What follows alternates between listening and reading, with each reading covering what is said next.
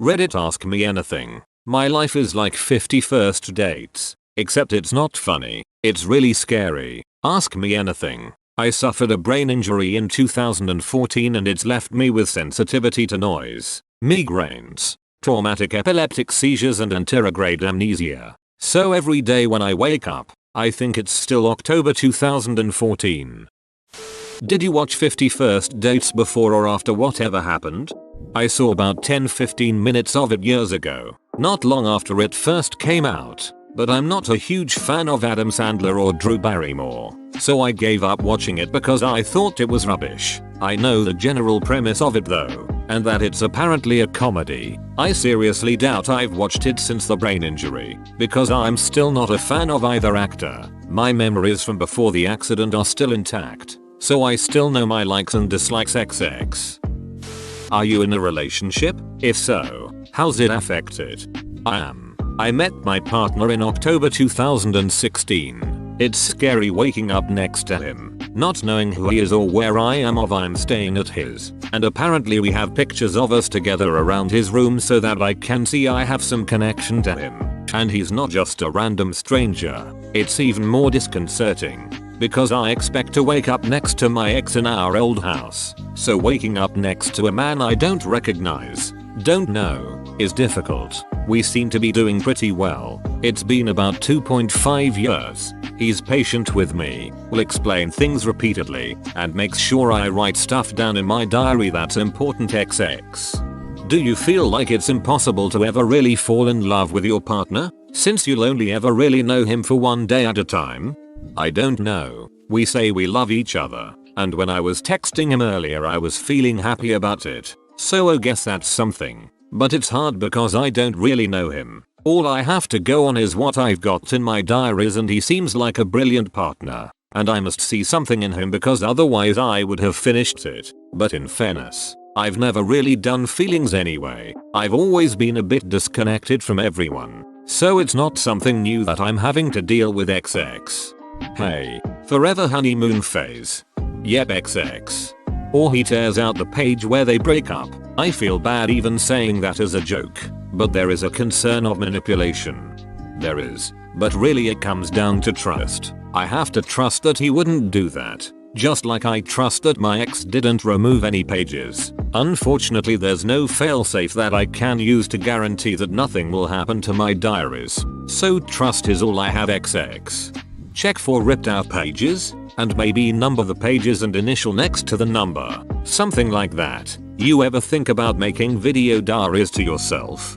It would be easy to rip a page out and not even notice, because my diaries are all spiral bound. To be honest, I'd rather just go on trust, purely because while I'm like this, if I can't trust my loved ones, then I can't trust anything, and if that happened I would probably shut myself away and stop all interactions. No, because I don't often watch DVDs, whereas I read a lot. Plus because my diaries are underneath my glasses, they're the first thing I see in the morning, whereas there's no guarantee I'd watch a DVD or video, even if I wrote myself a note to do so. Plus, with mornings like this morning, you could carry on reading while my son was eating his breakfast and getting ready for school. I wouldn't be able to carry on watching videos or DVDs while he's getting ready XX.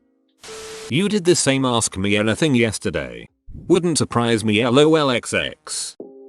What are you going to do when your diaries get so thick that you can't possibly read it all every day?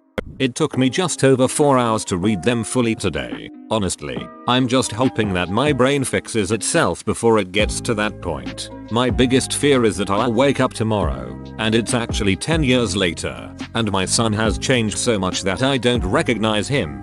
The thought of that happening, and the amnesia lasting that long, really scares me XX.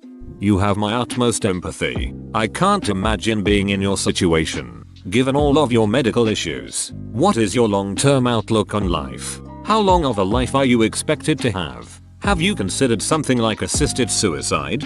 My life expectancy is normal, but a lot of my physical problems are degenerative, so I'm only going to get worse as time goes on. Euthanasia is something I've been strongly in favor of for years. If animals are in pain and suffering, We put them out if they're misery. So why is it considered okay to make people carry on when they are in pain and want to end their life? I believe everyone should be able to choose for themselves if they want to die with dignity and not have to travel to another country and be apart from their family and friends when the time comes, if that's what they want. Obviously some people do want to be by themselves. If I wasn't such a coward, I would have killed myself a long time ago, but I'm too chicken to do it XX. I'm not saying you should kill yourself. In fact, I hope you don't. There may still be hope, but you're absolutely right. Nobody should be forced to suffer. Thanks for doing this, small Amma. It's one of the most interesting ones I've seen in this sub. I wish you well and hope you're able to recover at least somewhat.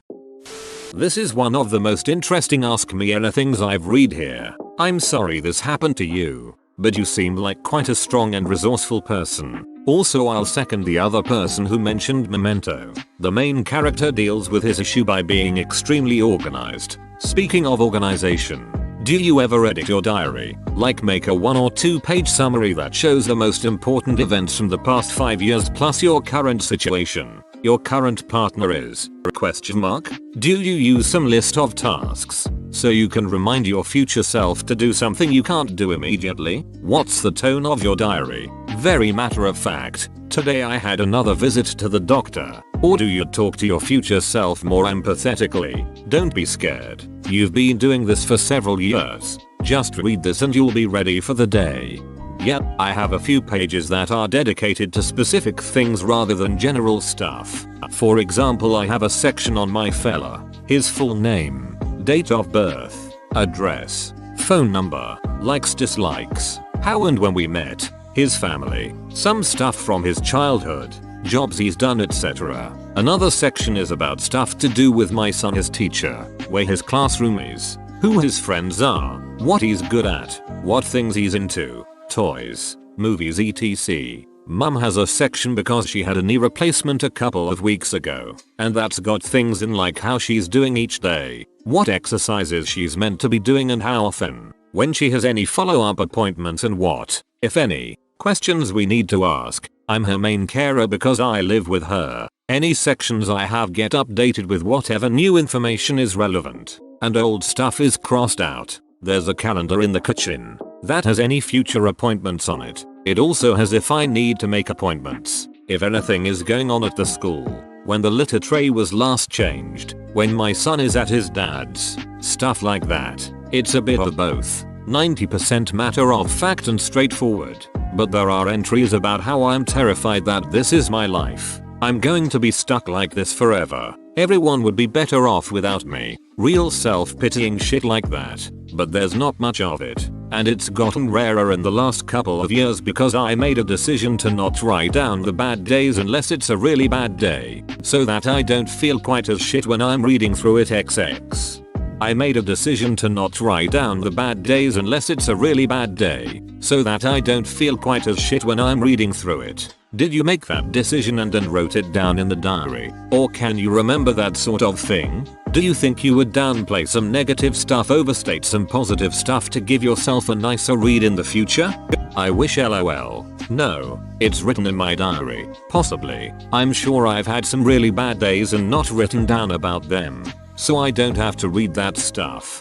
Don't think I overplay the good stuff. I've always been quite straight, logical and matter of fact. And it doesn't really seem logical to make something sound better than it was. Because if I speak to someone about it and it turns out it isn't as great as I wrote, then I'm going to wonder how much else I wrote that I can't trust. I think factual is better and easier XX.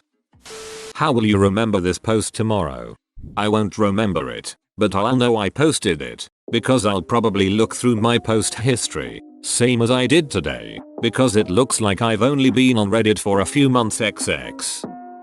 What is a day in your life like? Are you a student? Do you have hobbies? No, not a student. I'm a 32-year-old mum. Did used to be a pub manager but lost my job when I had the brain injury, and haven't been able to get a new job since. I'll use today as an example. Woke up at 5 AM when my alarm went off. Freaked out when I saw I was at my mum's house, not at home. Put my glasses on. SW, they were on top of some notebook saying read me. Started reading.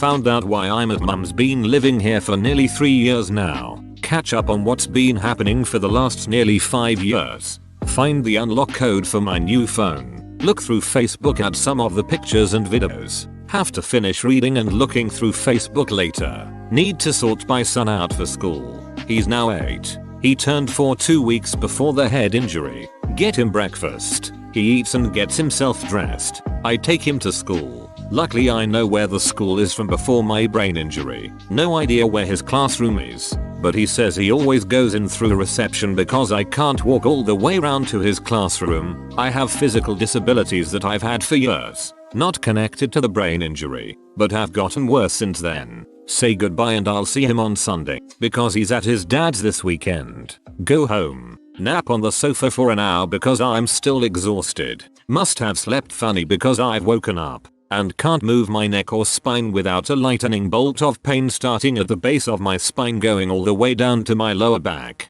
Take fentanyl nasal spray. Put another patch on. Mum passed me everything. Spend some more time reading the rest of my diaries and looking through Facebook and the other apps on my phone, which is also new to me. I had an old style Nokia that could only do texting and calling. Now I have a smartphone. I don't like it. Currently still stuck on sofa. Wondering if I'm going to have to sleep on it tonight. The only hobby I had before that I've had to stop is MMA and kickboxing. The other hobbies I can still do, because it's just reading and Sudoku XX.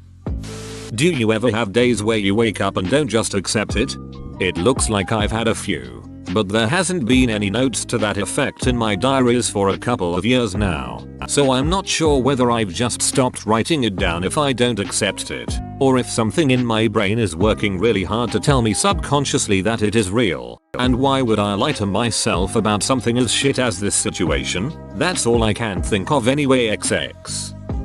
I am unsure if this is a silly question, but here goes. Have there been any particular memories that somehow overcome the condition? If so, how do you process those memories when you have many missing pieces of the puzzle? It looks like I've had a handful of times where I've remembered something from the previous day or week, but the memory hasn't stuck around. So when I've slept again, it's gone again and I don't remember remembering it. Hope that makes sense. Can't think of how else to word it. XX. Do you have opinions on politics in your country? What do you think about Donald Trump being the president of the USA? I think all politicians are as bad as each other, but I've always thought that. Other than that, I'm not really interested in politics. Never have been. Yeah, I saw that on a site earlier. Did think I was on a satire site, then realized it was true. I do think it's pretty insane, because he is an absolute cockumble. Thick as shit. And I'm pretty sure he's mentally retarded. Not sure how the hell he managed to get elected, or why he was even considered a serious option in the first place XX. Absolute cockumble. r/rare insults. How did you get the brain injury? Are there any hidden positives that come with your brain resetting? I guess OD positive is if I'm having a shit day. As long as I don't bother writing it down, then I don't remember it the next day lol. Other than that, no, it's all negatives. No one's really sure because I was on my own. But the general guess is that I was waiting for my ex-fiance to pick me up from hospital. I'd gone up to get my knee sorted after dislocating my kneecap earlier in the night and I put it back in wrong. I was waiting out the front of the A&E, having a ciggy, and I passed out and hit my head on a metal pole XX. What is your biggest fear surrounding this? What is something that you hate learning every day, other than the injury? That I wake up tomorrow and it's actually been 10 years and my son has changed that much that I don't recognize him. That I've missed out on everything, especially things that I've done with my son. I can read about what I've done and see pictures on Facebook, but without the memories attached it doesn't feel real XX.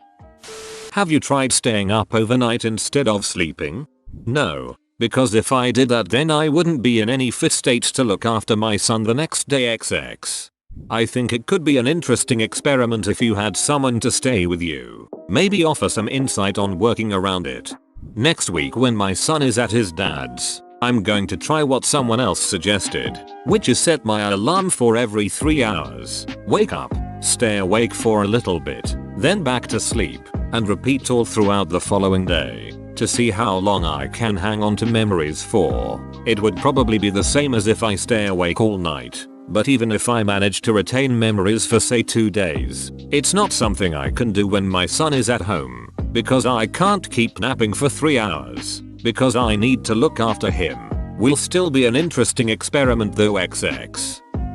I don't even know if it's possible for you to answer this, but here goes anyway. Do you reset 100% back to the person you were in 2014, or do you think or feel that your subconscious can somehow store information that influences what you do and feel? Like for example, let's say you meet someone and you end up feeling some strong emotion for them, either really hating them because you fought with them or something, or really liking them. When you reset, will it be like if you've never met them, or does your subconscious give you a bad feeling or impression of them?